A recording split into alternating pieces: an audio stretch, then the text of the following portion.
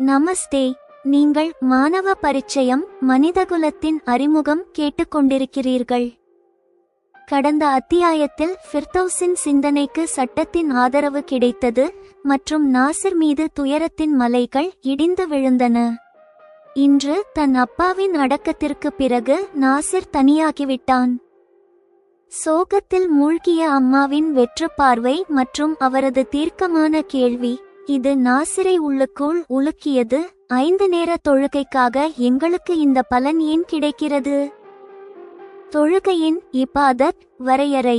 அம்மா தன் மகனிடம் சொன்னார், அல்லாஹ்வுக்கு செலுத்துவது போல் காட்டுவது இபாதத் அல்ல, மாறாக மனிதகுலத்தின் கடமைகளை நிறைவேற்றுவதே இபாதத் ஆகும்.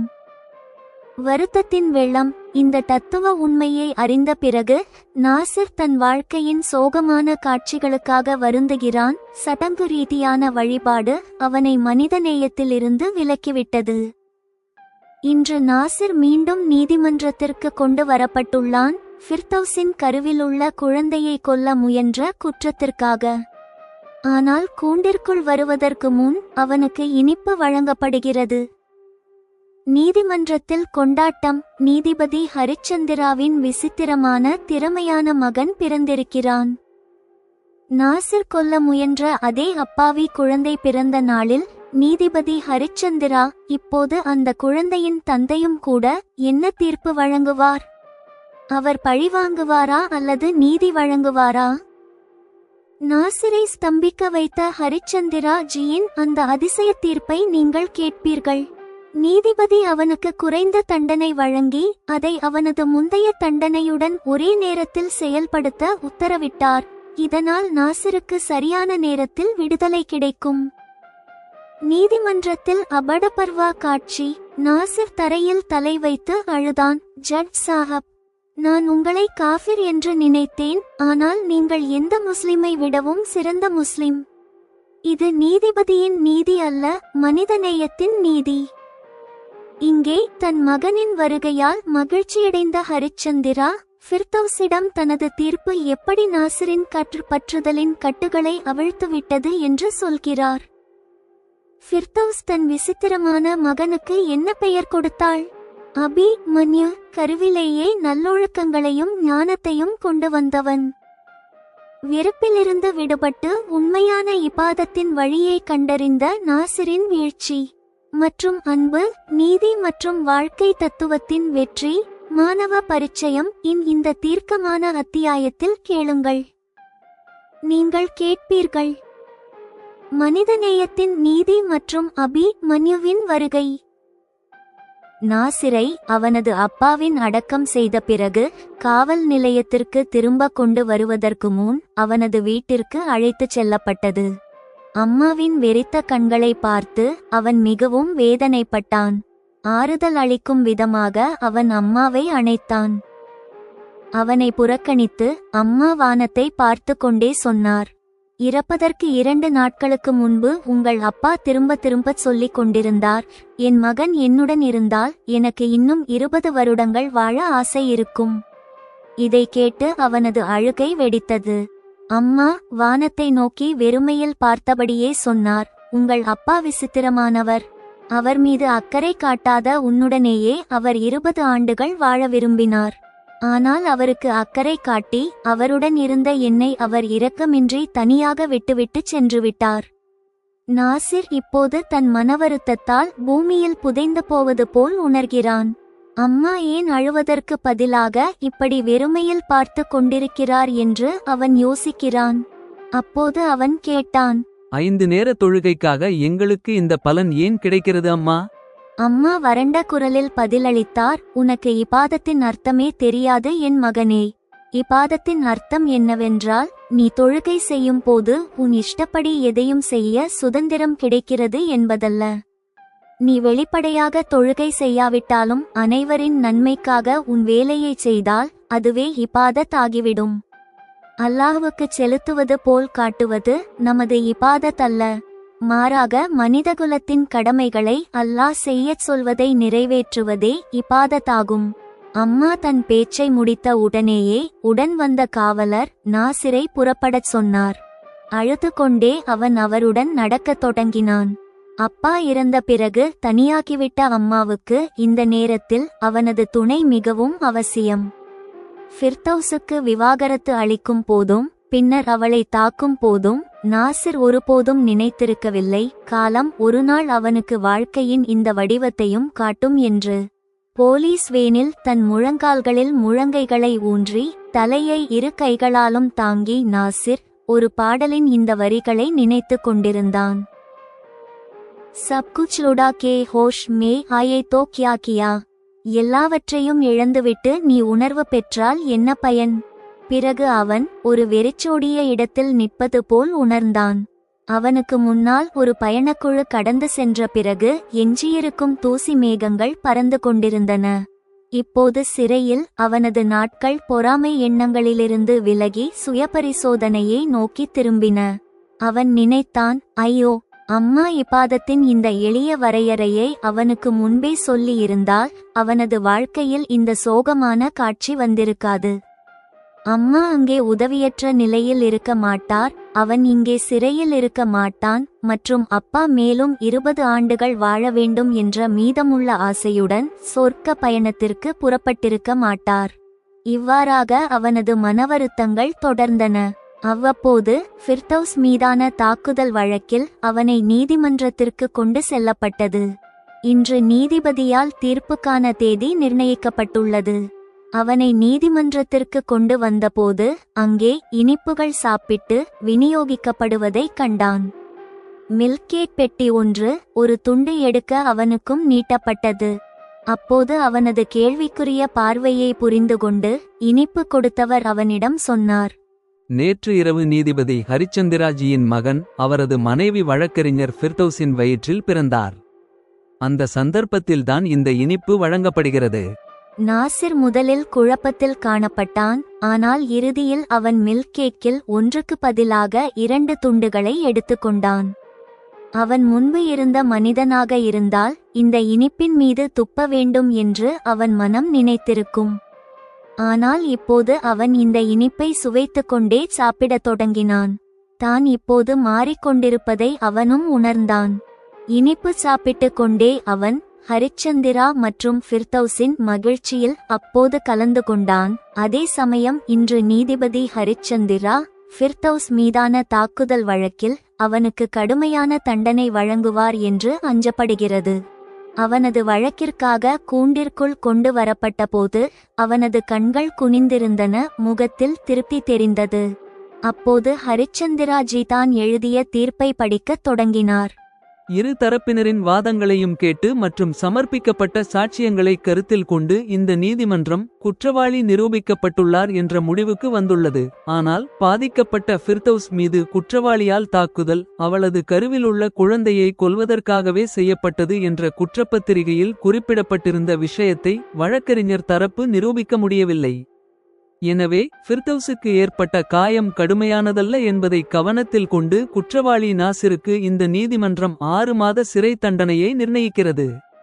நாசிருக்கு எதிரான இந்த தண்டனை அவனது நடந்து கொண்டிருக்கும் முந்தைய தண்டனையுடன் ஒரே நேரத்தில் செயல்படுத்தப்படும் என்றும் நீதிமன்றம் உத்தரவிடுகிறது. நீதிபதி தானே பாதிக்கப்பட்ட ஃபிர்தௌஸின் கணவர் என்பதால் அவர் ஹரிச்சந்திரா இந்த குற்றத்திற்காக அவனுக்கு குறைந்தபட்சம் 4 ஆண்டுகள் சிறை தண்டனை விதிப்பார் என்று நாசிர் அஞ்சியிருந்தான். இந்த நிலையில் நீதிபதியின் தீர்ப்பை கேட்ட நாசிர் ஸ்தம்பித்தான்.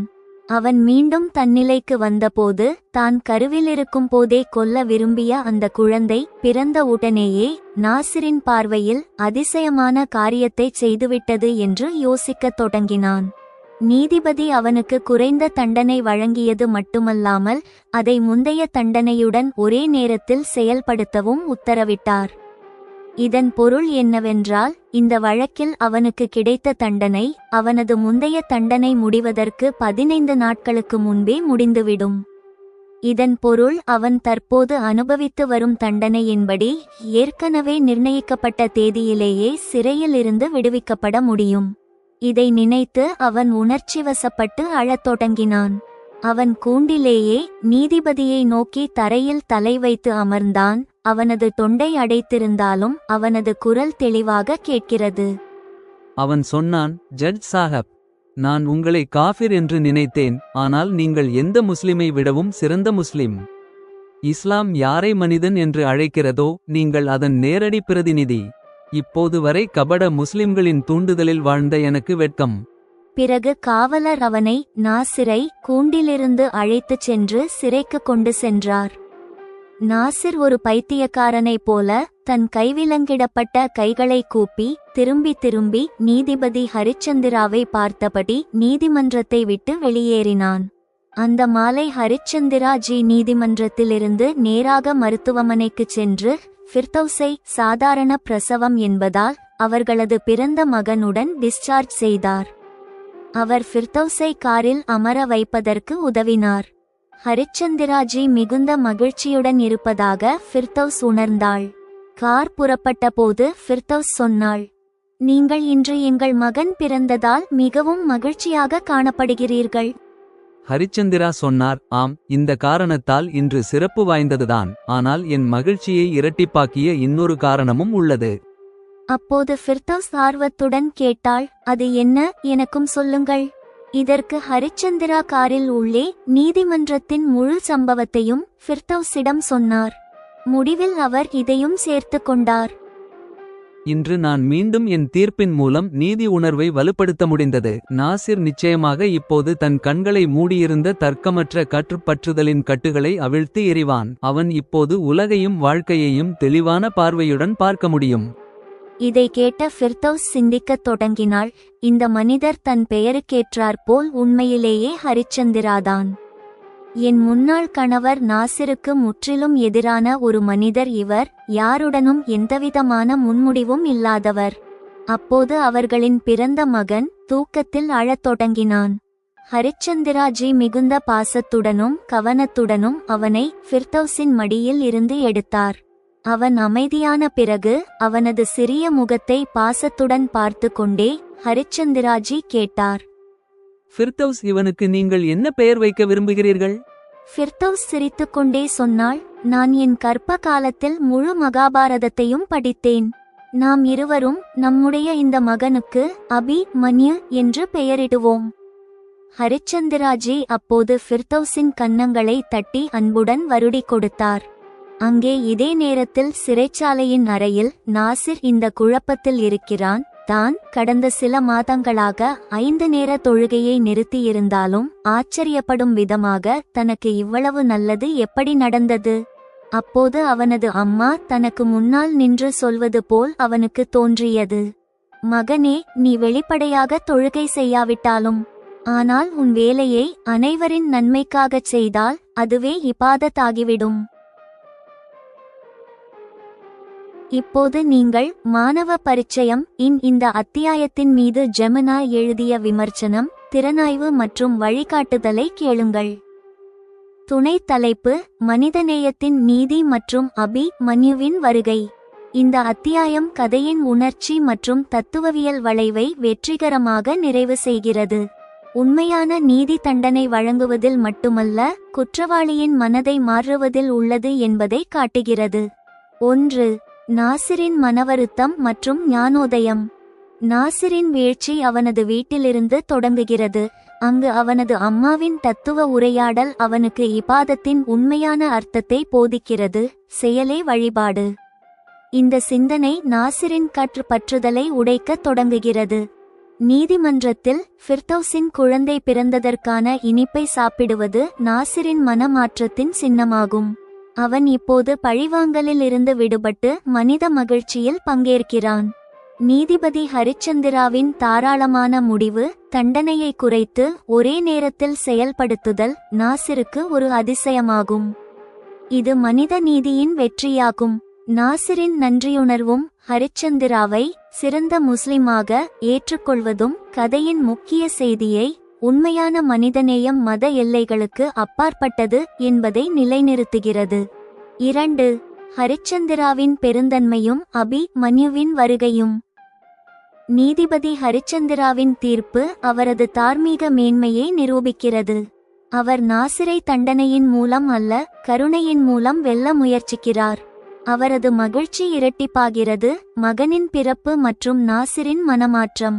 இது ஹரிச்சந்திராவுக்கு உண்மையான நீதியே அவரது வாழ்க்கையின் மிகப்பெரிய திருப்தி என்பதை காட்டுகிறது.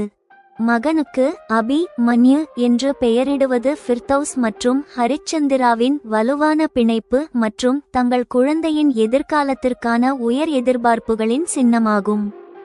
ஹரிச்சந்திரா முன்பு குறிப்பிட்ட கர்ப்ப காலத்தில் நல்லொழுக்கங்களை பெறும் சிந்தனை இப்போது குழந்தைக்கு பெயரிடுவதன் மூலம் சாகார் ஹோதா ஹே நிறைவேறுகிறது.